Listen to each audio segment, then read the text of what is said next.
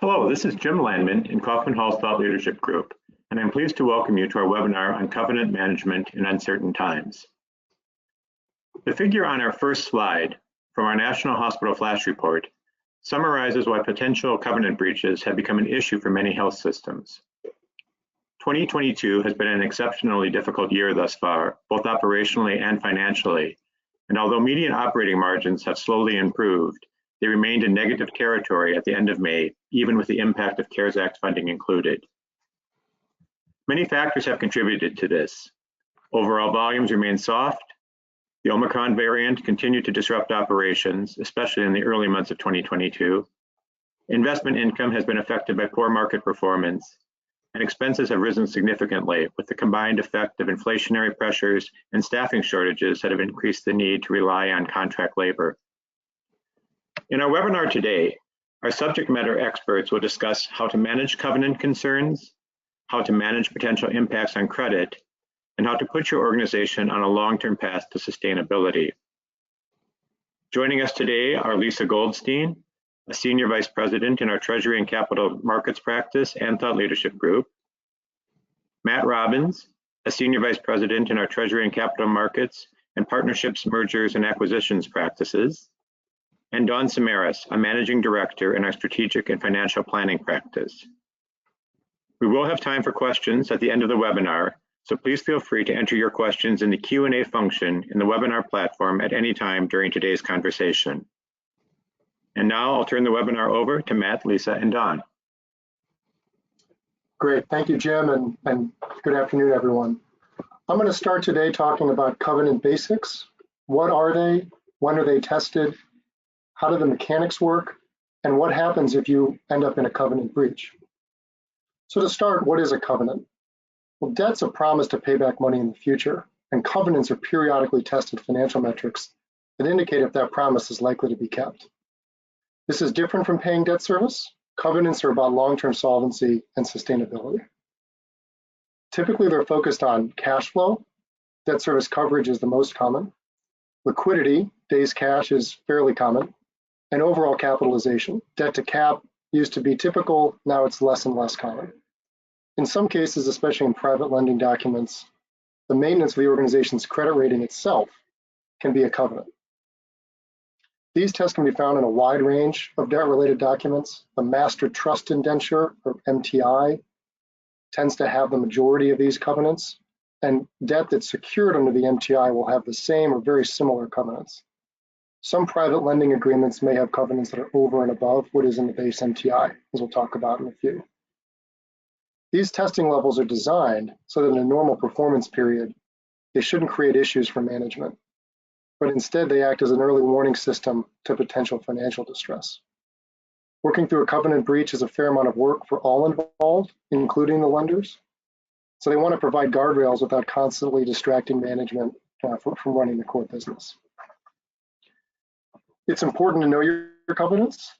Lisa will talk about the credit aspects of this next, and that headroom over covenants is really important to long-term sustainability. But given the recent financial headwinds that the industry's faced, the specifics of covenants are really important. They can make a material difference to the organization. We'll talk through a few of these elements on this page. So what are covenants, and what are some of the related definitions? The most common tests are debt service coverage, which is essentially an EBITDA to debt service test, and days cash on hand. But many financial items can be included or excluded in each. EBITDA especially can come with multiple different permutations depending on what's in or what's out, depending on how the calculation works. Is the test on the obligated group or on the entire organization? When is it tested? And when does that test become an actual default? It's not at the end of the performance period. It's when the financial statements are filed, which might be several months later. Understanding the answers to these questions that are unique to your organization will be critical. So on this page here is a pretty simple, but also pretty typical covenant catalog for an investment grade health system. So we'll talk through some of the rows here in the middle of this page. Debt service coverage. So you'll see there's a public test under the MTI and also a private test with certain banks. And there's different levels and different frequencies for each. It is possible, depending on how the language works, that a default under the private column, if you were to have, say, 110 coverage on a specific quarter, could be a default under the private lending agreements and may become a cross default and actually flow into the master indenture as well. You'll see on the public test, there's a consultant call-in level at 115, which means if you trip that, there will be a requirement to hire a consultant to do certain things. And as long as you stay above 1 times, it's not an official default. But below 1 times, it would be an event of default.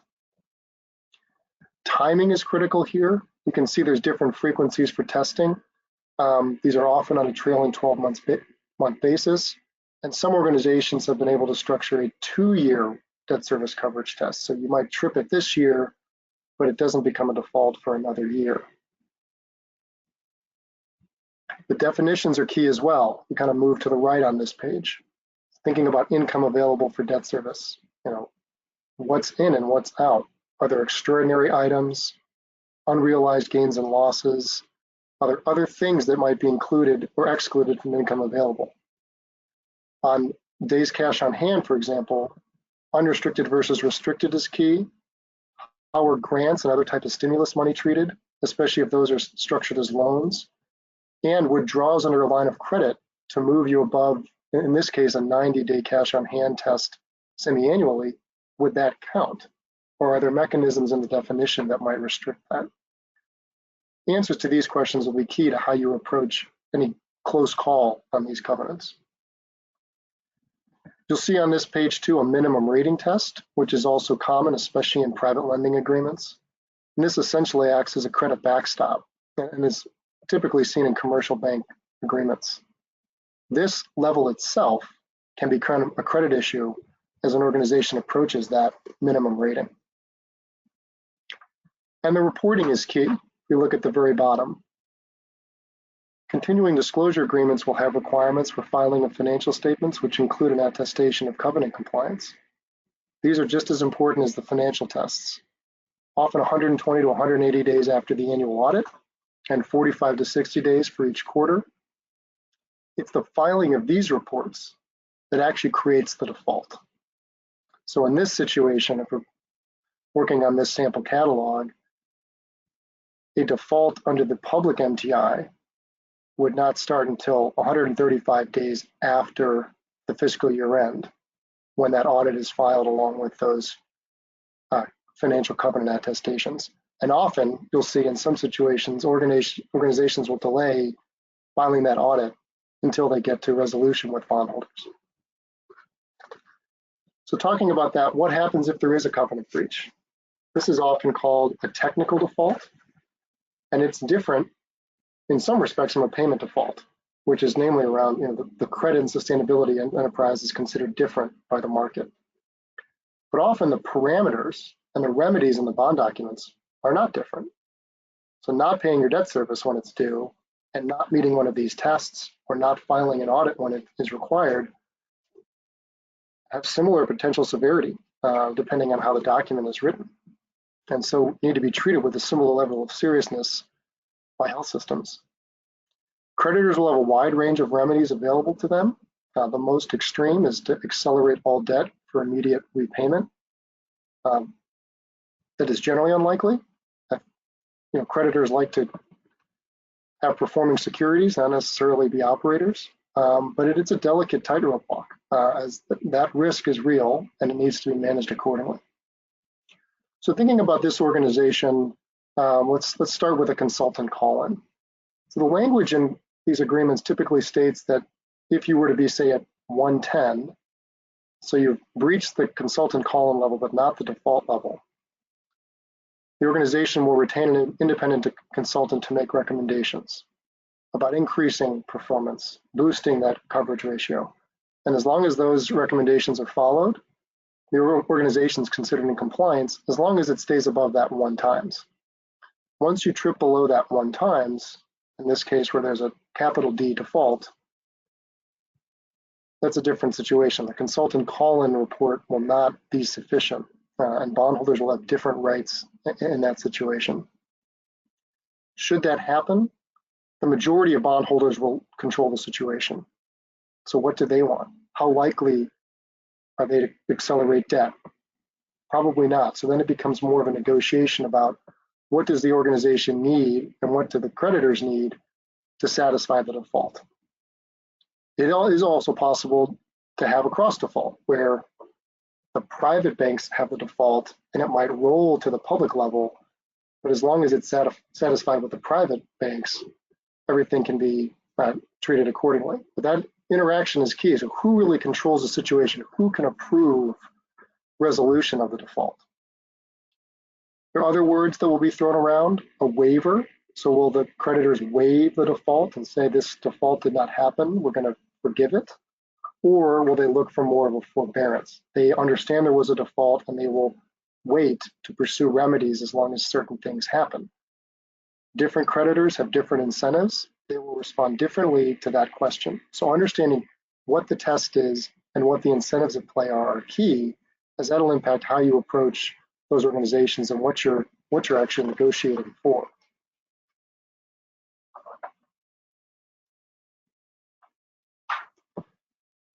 Julie, if we can flip to the next page, please. So what are some actions that we've seen health systems take recently to try to proactively manage these covenant concerns?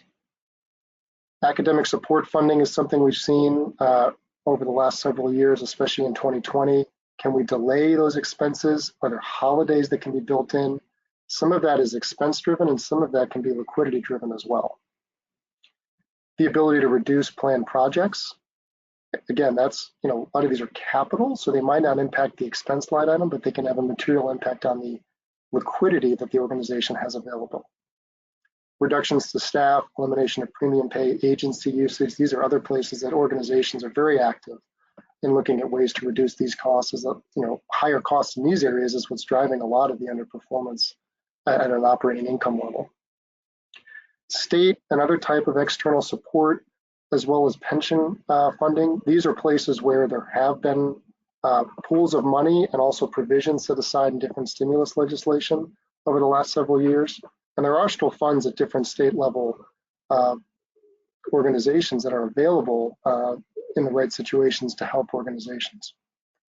We've also seen some places look at carving out specific expenses or specific revenue items as extraordinary, and being able to potentially exclude those from these calculations if that can drive a different performance level. And lastly, looking at different ways that the obligated group can be constituted. So is there an organization that's in the obligated group that is losing money? Is there an organization that's outside of the obligated group that's profitable? Can you amend the documents to change that membership? That can be key. But it's important to understand that a number of tests in these documents to add organizations to the obligated group, to remove them, to incur additional debt. These often all iterate back to a test of, can the organization incur additional debt, which often drops down to, is the organization in default or not? So though it might seem like it's just a 1 year, we're going to get over this, it has the potential, the way these tests work, to have a very long lasting impact for the organization. And Matt and/or Lisa, I'm kind of curious as we talk with organizations at this point in the crisis. Obviously, 2020 was very much about the government funds and that type of thing. But there's a lot of levers on this page. What have we seen as far as where people have been successful and maybe utilizing some of these to maybe squeak by with a 1.1, 1.2, and are there any lessons learned of what that might be a lot more difficult than we may think it may be? Yeah, I go ahead, Matt. Sorry. Yeah, I'll take a quick stab and then Lisa, I'll turn it to you. I think the kind of jumping around the page, Dawn, it's a great question. The changes to obligated group composition can happen very quickly. And so that's one that we've seen people take a really hard look at. Are they calculating the test right? Are they including the right entities? That can actually move the needle in some situations. Academic support is another place where that can be moved through time a bit, and that might have an impact on kind of how the different expense line items work. A number of the other ones here are longer in fuse and require some negotiation. I think we've seen some examples of the extraordinary piece, but I think it's too early to say how successful that will be. And it's not just the organization's words, you need auditors to get involved, you need other parties to get involved who are going to have to look at that to give a view. And at least anything you want to add to that? Yeah, I think we've seen over the years a few examples of the fourth bullet, state external support coming in a little bit early ahead of time to help make the bottom line and make the debt service covenant. We did see a lot of pension suspensions, and that may impact pension expense so that the debt service coverage is made as well. These are all tough decisions to make, and that said, involve external parties, so it's on the walls of the hospital to address. Julie, if we can move to the next page. So two examples, real life examples, as we kind of transition to the credit view of this, where Lisa is going to provide some commentary. The two organizations that had covenant defaults over the last number of years, the drivers were different and the resolution was different as well. So Bon Secours, which is now Bon Secours Mercy, had a covenant default in the 2008-2009 timeframe. It was largely driven by investment markets, discount rates, different things, and kind of where their fiscal year end was relative to some of those events that drove a breach on their 65% debt to cap covenant. It was only with a subset of their creditors, so a bond insurer and a couple of the letter credit banks. The approach there was to pursue a waiver, to go to those organizations and say, look, this is a one-time event, market driven, we're still strong, we're still, good profile, we're still A-rated, and we were able to get the necessary relief. I think that was largely viewed as a balance sheet issue. It's behind us now, we're moving forward. You can compare that to Presence, which has now been, it's now part of the Ascension Health organization. It had a number of years of challenged performance that dated back to its own combination several years before. Had a pretty sizable write-down of accounts receivable and medical malpractice at the end of 2015 that tripped their debt service coverage or rate covenant in this situation. The creditors were not as forgiving in this situation. So we pursued a waiver. We tried to get the banks and the bondholders on board with that. That was unsuccessful. And so it happened to be a very good time in the capital markets. We ended up pursuing a bridge loan that did waive the default, and then created a brand new capital structure out of that kind of reset the organization, provided fixed rate debt. But the issues driving that and the approach were very different. And a lot of it, turning it over to Lisa now, comes down to credit and how the market views each organization and what type of accommodations it's willing to give. Matt, these are great examples. Is it correct to say that just because you ask for a waiver doesn't mean you're going to get a waiver? No one's entitled. No, that's a really great point, Lisa. I think the dynamic is different, where you can have a requirement or a request, and the other side is going to have to evaluate that, and then to decide independently if it's something that supports their interests. And in each kind of bank and bondholder group, it's not necessarily the same person that you might deal with day to day. When there's a default or a breach, it might move to kind of a different group that handles those type of special situations. And so you're right, it's not a guarantee that because you want a waiver that you're going to get one. I think you're going to have to work through what you want and what does the other side want, and how do you come to an accommodation. Right. Well, thank you, Matt. My section is to really talk about the impact on credit and managing your covenants. And Matt started off with a very important point, which is know your covenants. They can be complicated, subject to interpretation, and nuanced. And I recall actually, in the early days of COVID, working with a few organizations whose trustee and trustees council said, you cannot include the CARES Act. This is viewed as extraordinary. This is a one-time grant-like injection of cash flow. It's out. So it's very important for the organization to indeed chronicle or catalog the covenants, understand them. A covenant is indeed, it helps you stay on those guardrails so that you your investors and your lenders are assured, if you will, that you will continue to repay your debt, which is, of course, what a bond is all about. The other, I think, overarching message is that covenant compliance goes beyond the CFO office. It is something that the entire management team needs to understand and be accountable for. And that even goes up to the board of trustees. The board may not be exactly, knowledgeable on the specifics of the nuances or definitions of covenants, but they certainly need to be aware of what the promise has been made to the lenders, because when there is a breach of a covenant, it reflects poorly on the entire organization until you work through it and the rationale or the drivers behind it are understood. So this is something that the entire organization should be knowledgeable about and held accountable for. So let's say you're in that scenario, as Matt described, where you can see your future and it looks like you're going to have a covenant breach, not a payment default, but a breach. You won't make the covenant. What do you do? And we suggest here that you pick up the phone and you call the important stakeholders, one of them being, if you're rated, the rating agency. Certainly it's not great news to share, but from a rating agency perspective, it will certainly build goodwill that you're calling them, you're giving advance notice, hey, it may be tight, or hey, based on our computations, we may not make the covenant. Here's why, and here's what we're doing about it to address it. As I used to say all my years in the rating agency side of the house, the best surprise is no surprise. So it builds nothing but goodwill with your lead analysts if they are made aware by you of that may be close or you may indeed breach that covenant. It shows very good ratings management. So when you call and you say, look, we may not make the covenant, you're probably wondering, am I going to be downgraded? This is obviously not good news. And I'll give you, the two-word answer, which is it depends. A covenant breach doesn't automatically mean it's a -1 on the rating.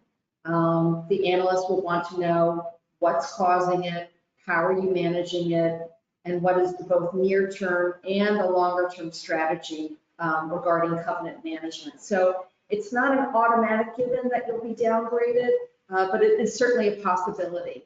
If the analyst sees that the drivers behind the breach are, operationally driven, long-term, if you will, versus a one-time bespoke event, indeed it will put pressure on the rating, or at a minimum, perhaps on the outlook, where they go from stable to negative. But it doesn't necessarily mean it's a -1. It's certainly, if your rating is affirmed, it's going to narrow that tolerance of volatility within the rating category. And every rating has a band of tolerance, if you will. So it's not an automatic given. And our advice to you would still be pick up the phone and call the rating agencies, call your lenders to know if it's going to happen. I think if the opposite, if you go into fortress mode, right, where there's no call, there's no outreach, and the rating agencies or investors see it, say, posted on Emma, going into fortress mode is probably not the good look that you want. You want to kind of put it out on the table, let them know ahead of time, because if you go into fortress mode and they find out through a third party, it doesn't build that goodwill. And the rating agencies certainly are evaluating risk. And this would point to, well, maybe that glass is really half empty. So we feel it's very important that you pick up the phone and you call, you walk through with them all the points on this slide, the factors, how you're managing it, both near term and long term. Now, Matt, you mentioned a very good point, a term, something called headroom to covenants, which is really creating distance between whatever the covenant is, let's say it's 90 days cash, and going upwards from there. We would suggest that you don't want to have 91 days cash on hand. You want to grow that headroom or that distance to that threshold. That's what the rating agencies are measuring. Whether or not you make the covenants is going to be how the trustee and counsel interprets it and computes it. But from a credit perspective, from a rating perspective, the greater the covenant headroom that you have, that will feed into, affirming or supporting or even upgrading that rating. So headroom to the covenants is very much a credit term. It's a credit analytical factor that's very important when assessing credit worthiness. So you don't just want to squeak by. I think that's the point we're trying to make. So all this comes down to very effective, engaged, and thoughtful planning, both on the near term as well as building a path of long-term sustainability for the organization so that you don't come close again. You don't have to go through this again, and you can put, covenant near misses aside or breaches aside and get on a path to better sustainability. And I believe, Dawn, that's what exactly you're going to cover. I am, but before I do that, I may take advantage of the fact that you're on our side of the house now, as opposed to as part of the rating agency, Lisa, and ask you the question we always get on this topic, which is, well, when should I call the rating agencies? Yeah. And so, for instance, Matt and I are working with an academic medical center right now who's in the situation where thankfully they have a 2-year measurement period. So they're likely to have an issue with their debt service coverage as of 6/30, but they have a 2-year measurement period. So they're having a lot of internal debate of, well, should we be proactive and go and try to look for a waiver now that arguably gives us, relieves the pressure for the next couple of years? Should we proceed with a consultant call-in, as Matt talked about earlier, and try to get a report with some ideas and suggestions of how to improve our performance? And would that be valuable? And so, when a lot of times organizations are in that stage of, they know there may be a problem, but they don't quite know yet what the resolution may be. And sometimes that creates some hesitancy of, well, is that going to be a good answer to the agencies? Yeah.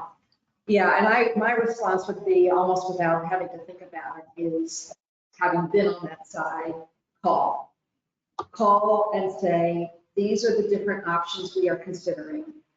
These are the benefits and costs to door number 1, 2, 3, or what have you. We want to engage you and keep you apprised, and so this may be the first of many phone calls, but we're obviously taking this very seriously, and this is what we are considering. And once we decide which decision path we go down, we'll be calling you again to let you know what the next steps are. I think that shows a lot of thoughtfulness, a lot of very good analytics, and certainly the rating agencies can't advise get a waiver, do the consultant call-in, or what have you. But just hearing what the steps are, the pros and cons to each of the different avenues, again, will express a team to your lead analyst that you're on it, you're weighing all the particular options, you're obviously taking it very seriously, and you're being transparent. And that's what, at the end of the day, transparency is what it's all about. And I think, credibility is one of your most important assets in these situations. And I think to Lisa's point, the ability to really articulate that clearly, and the rating agencies are in that kind of fully private camp. So you can share, as you share a lot with them that doesn't go into the public sphere. You start to move into banks and bondholders, you start to get more into that public investor viewpoint, and information sharing there gets a little bit more complicated. And so you want to be upfront and you want to be clear about what's happening, but you also have to manage some of that, material non-public information that how you do that is critical. But the rating agencies should be in that column of the more you can share, the more you can articulate, the more you can explain the items on this page. It's going to help you over the long run as you resolve this issue. Absolutely. Credibility is everything in the credit business. Absolutely. Well, thank you, Matt and Lisa. I'm going to turn a little bit on this next slide here into more of the internal focus. So before you're ready probably to go to the rating agencies or to banks or whatever external parties you may need to communicate with, how do we think about this internally? And so as we think about it, I think many organizations are really asking themselves this question under number 1 here of, well, how do we get back to a sustainable path? As Jim started the webinar talking about, many organizations over the last few months and the bulk of 2022 have really been struggling operationally. There's a variety of drivers for that. A lot of it has to do with staffing and shutting down capacity. And at the same time, the stock market has not been cooperating. And so we've got kind of a double whammy of pressures that, in a lot of organizations, when they look at their cash flow generation relative to what we know is necessary to continue to invest in yourself as an organization and realize your strategic objectives, there's a significant gap there. And so we really think it's important to take the time to quantify that gap, be very specific about the drivers of it. I think Lisa earlier talked about this idea of what's really one time and what do we expect to be around for a long period of time. And that gets into really that stress testing of kind of, what can we control? What are the external factors, whether that be for some organizations, government program, it may be payer mix, it may be a surgical service line, and what are the factors that could move and really materially impact our trajectory going forward. And then, the important conversation and really the board members' voices and the leadership team broadly need to come in is how do we define resiliency as an organization? What are the levers that are available to us? And what are the decisions that we would be willing to make? I would say a lot of organizations now, when they look at their trajectory over the last couple of years, have kind of come to the realization that they've relaxed some of the accountability that was once there. And it's completely understandable. There was a time in 2020 when it was all hands on deck and you had one of these CFOs saying, you know what, the numbers are not the driver anymore. And that was the right call. Obviously, at that time, the hospitals played a role that no other organization was going to be able to play to deal with the crisis. And so going forward, we need to get back to, we need to recreate that accountability and make sure that we're measuring the way we historically have and get ourselves back on track to what works in the long term. And really, I think one of the important key here is monitoring. So over on the lower right there, we talk about monitoring and really understanding what is my actual performance relative to what I thought it might be. And where is the environment changing around me? Do I understand that lever? And this is the dialogue that we would strongly suggest that you have among your board, among your leadership team, and that there's transparency created around throughout the organization. And that gets into the next slide, which talks about how do we go about communicating this? And so we have some thoughts here. And really a lot of this is when we think about approaching the board members, we need to remember that our board members don't live in healthcare every day. And so their perspective may be a little bit different. They may not be fully aware of all the components that we're dealing with on a day-to-day basis. And another big constituency that's often really important is our physician partners. And so they obviously are huge voices in healthcare organizations, and they are appropriately very focused on patient care and very close to a lot of the staff that are undergoing a lot of pressures and have seen disruption in their working environment that's really unprecedented over the last couple of years. And so when we're thinking about approaching this, particularly with our internal stakeholders and boards and physicians, we think these are good best practices that we outline here. And the first is really be proactive about it. As soon as you are aware, and whether it be the CFO or the CEO, as soon as we're aware that there may be issues, start that conversation. Even if you're not sure how it's going to come out, just like Lisa was talking about with the rating agencies, really making sure that everyone understands these are the options that, these are the potential paths forward. These are the implications of some of those paths, and helping them be aware of that. And then being specific and transparent. I think sometimes it's easier, may feel safer to just kind of say, oh, it'll be okay. We've always worked through this as an organization historically, but we really think that having that conversation, particularly with your board members, it is really helpful of what is your performance gap and what are the levers that are really going to determine, are you able to make that covenant at the end of the year or are you not? I mean, we would argue it helps them when they're in the grocery store and run into a physician or somebody else who's complaining about the decisions the hospital's making, to arm them with the information of, well, we're making some really hard decisions here, and this is why, and this is kind of the background behind it. And then, obviously being responsive there, being open to questions. We think that management teams that have that ongoing dialogue with their constituents really do a better job and build more of a cohesive response to it. And a lot of this is around inclusion in decisions, which is that next one around inclusivity. Some organizations are making really hard choices, looking really carefully at what business lines am I in, where can I potentially partner for things like potentially behavioral health, potentially post-acute, potentially inpatient rehab, lab, things like that, to say, are there areas where maybe we're not reaching our full potential? And maybe with outside partners, we could, number one, get a financial benefit, and then number two, probably create, even better services for our community. But those are hard decisions to have. And so I think, again, putting it within the context of what are we trying to accomplish as an organization, and what are the drivers behind it, is really helpful. And finally, we have on there, and I would argue probably most importantly, is be persistent.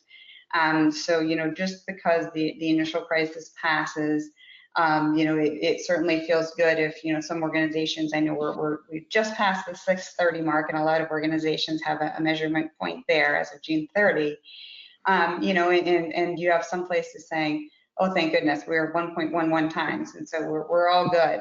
And in some ways you are, but Lisa talked earlier about kind of the headroom to covenants. And so we would say, yes, but are you really back at a sustainable path? And so, even if the covenant kind of crisis has passed, are you on message, and is everyone on the same page around organizationally, where do you need to get to relative to where you are today? And again, what's the path to do that? And this is where I think Lisa had mentioned earlier, but really this kind of page and the speaking points need to go well beyond the CFO. And so hopefully the whole leadership team and the board can really understand these are the decisions that we're making, this is why, and this as an organization is where we think our direction is headed. So I'll close with that, and then I know we had some questions. Yes, we have several questions come in. The first is, how do recent accounting pronouncements that impact the classification of expenses, for example, GASB 87 and ASC 842 on lease accounting, impact the calculation of covenants like debt service coverage? These standards move potentially large amounts of expenses out of the EBITDA calculation. It's a really good question, and I'm afraid I'll have to borrow some of Lisa's commentary that it depends. Some of these documents might have grandfathered in GAAP, and so they might be able to say, look, if we were allowed to treat leases a certain way in 2016, we're allowed to do that going forward. And so you kind of are a little bit immunized from these accounting changes, but the details of the test and how is debt defined, how is debt service defined, how is income available, those are going to be key, because often these documents just reference GAAP and say, however GAAP defines certain things, we're going to kind of hew to that. So unless you've got some of these specific carve-outs, it has the potential to become an issue. But recall, there were a few hospitals and health systems when that accounting change was made, they were on it, and they posted on Emma, this accounting change has been made, and we have revised or done an amendment to our documents such that we will not be in covenant jeopardy. So that takes time, and nothing is for free, of course. But that was great disclosure by them. This could be an issue, but we've taken care of it. Here's how. Great. And the second question, you mentioned that different creditors will have different incentives in the event of a breach. Could you give some examples of how those incentives might differ across creditors? Yeah, it's a great question, and I think it also is going to be dependent on the credit and the type of organizations involved. I'd say often banks and insurers may be a little more incentivized to find a way to waive the default, to say, look, we're going to move forward, we're going to amend this agreement so that the service coverage test starts next year. Whatever the mechanical way might be, that seems to work for them, since there's other potential activities that could be part of that relationship, beyond just the specific lending episode. That's not a hard and fast rule. I think we've seen some banks and insurers saying, no thanks, we're not just going to give a waiver that easily. We need certain things to happen. We're going to delay remedies for however long so that you can provide a new budget, can do X, whatever that solution might be. They may delay it. So that is really more of a negotiating tactic. I think if you've got to kind of to the first question, if you're in breach just because you've got to reclassify a bunch of leases, that's very explainable, and not really part of the sustainability question that Dawn and Lisa were talking about. So that might be an easy one to kind of waive and say, hey, that really doesn't affect us long term. Let's just kind of reset this. But if the issues are more significant than that, the potential for a different approach becomes real. Yeah, and Matt, well, that's very true. I think we would still recommend that folks are really proactive in having those conversations. You're right, kind of a lease reclassification arguably not meaningful to the underlying operations. However, technically the bank or whoever it is still doesn't have those remedies available to them.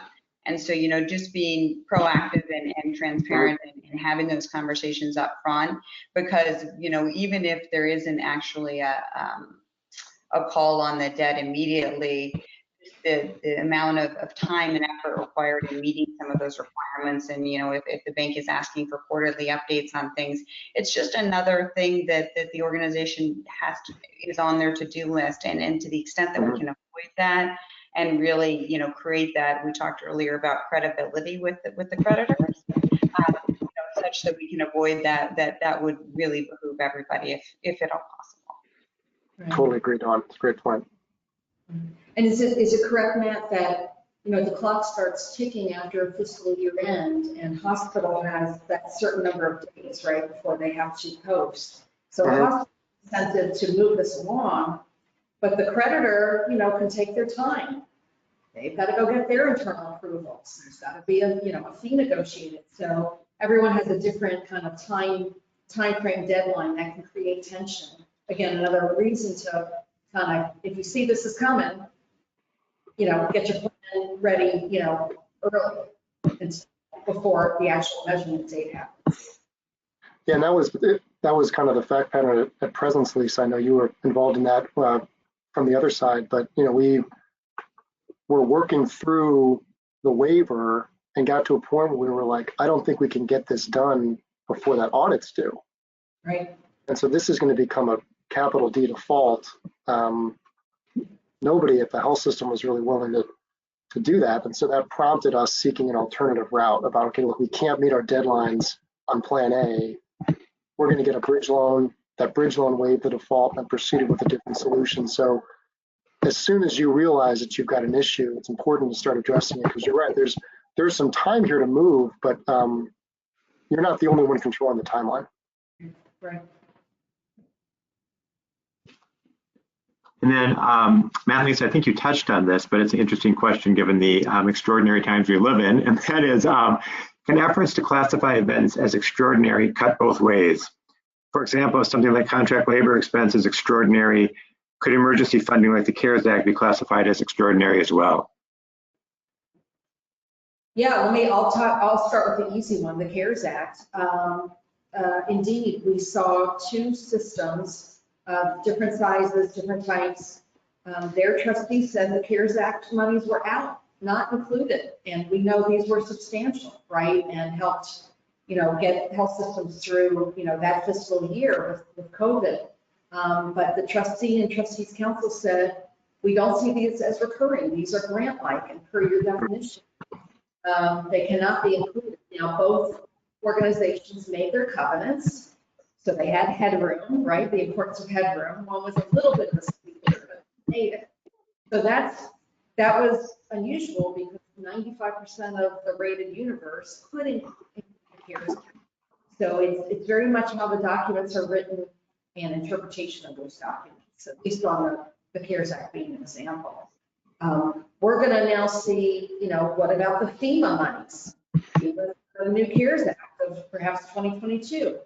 Will those be included? Usually when there's a hurricane, right, that's when we see FEMA, the funds are included in the covenants, but this is going to be, again, subject to interpretation.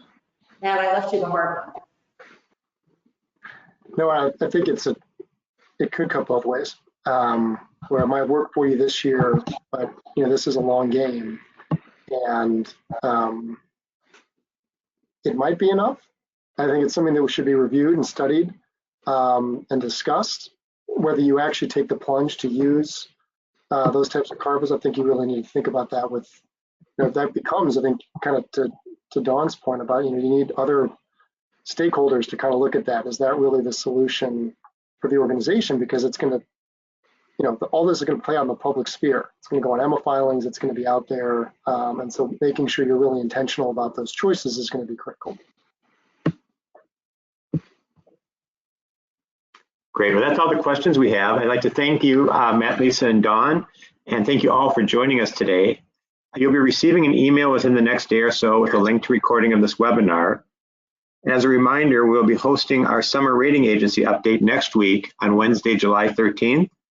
Registration is available in the events and speaking link under the About tab on the Kaufman Hall homepage. Have a great rest of your day.